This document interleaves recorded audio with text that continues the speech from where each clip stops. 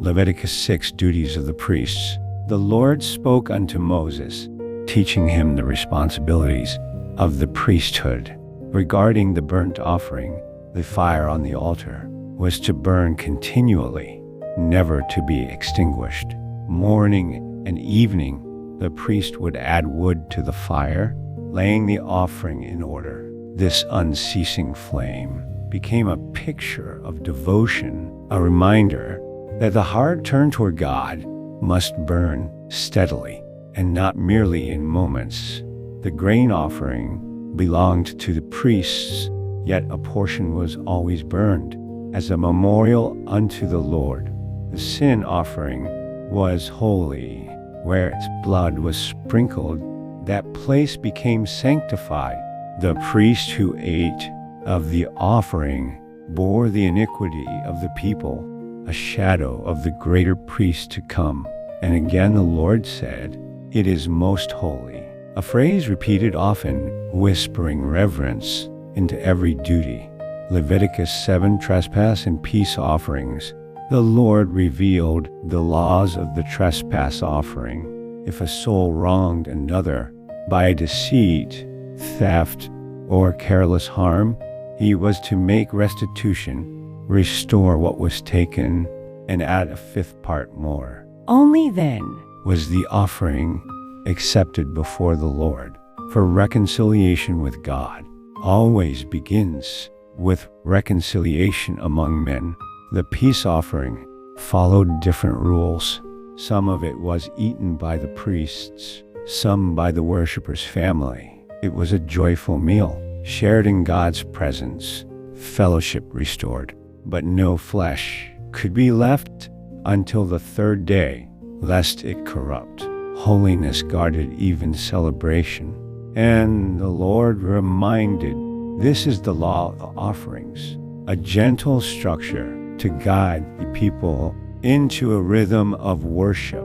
Leviticus 8, the ordination of Aaron and his sons. Moses gathered the entire congregation at the entrance of the tabernacle. Aaron and his sons were washed with water, a cleansing before consecration. Moses placed the garments upon Aaron, the robe, the ephod, the breastplate with its 12 stones, and the crown engraved holiness to the Lord.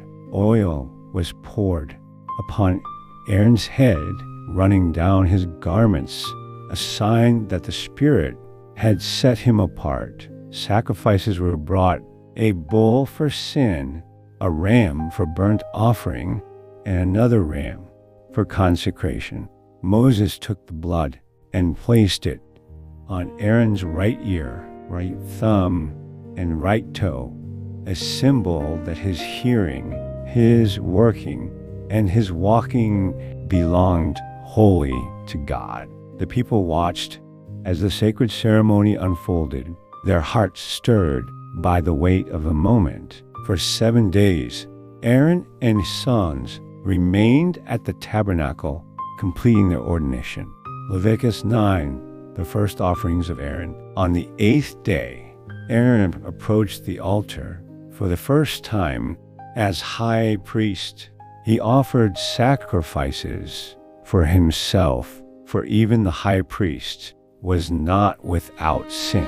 Then he offered for the people, and the congregation waited in reverent silence.